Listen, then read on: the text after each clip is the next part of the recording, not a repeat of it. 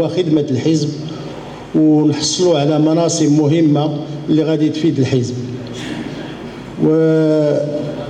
وتنطلب كذلك من جميع الإخوان، لأن كانت باش نهضر بكل صدق كانت عندنا إشكالية ما بين الإخوان ديال الحزب الاستقلال اللي كانوا قبل والمجموعة اللي جات، ولكن ولله الحمد درنا واحد التجمعات اللي حرصت عليهم شخصيا في المنزل ديالي، ودابا ولينا ككتلة واحدة.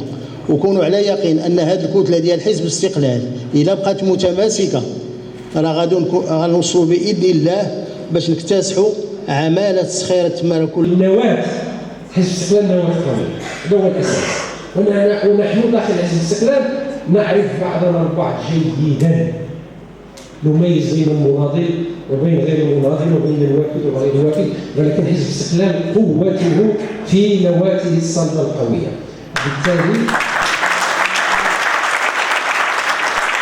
وبالتالي نوجه رسالة اطمئنان أننا سنظل على هذا الخط نواجه التحديات الداخلية والخارجية.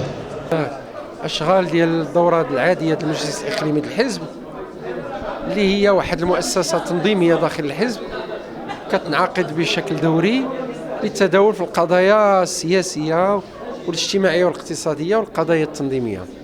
أنا سعيد جدا بالحضور في هذا المحفل اللي طرقنا فيه العديد من القضايا والإشكاليات.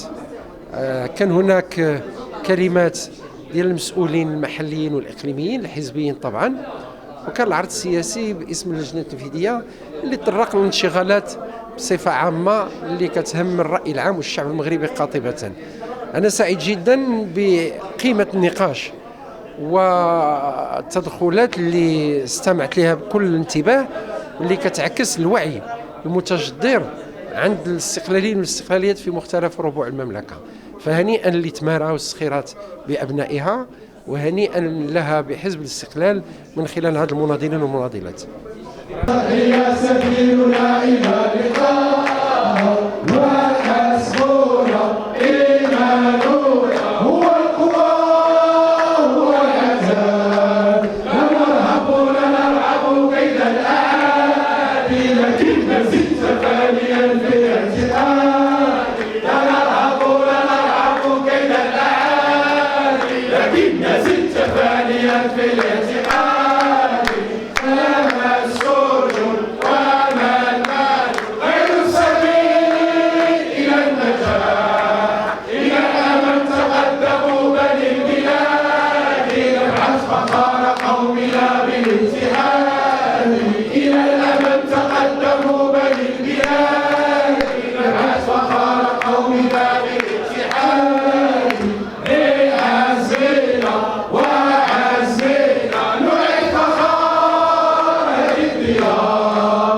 تنساوش تزورونا على الصفحة الرسمية وتضغطوا على سبسكرايب باش توصلوا بكل جديد.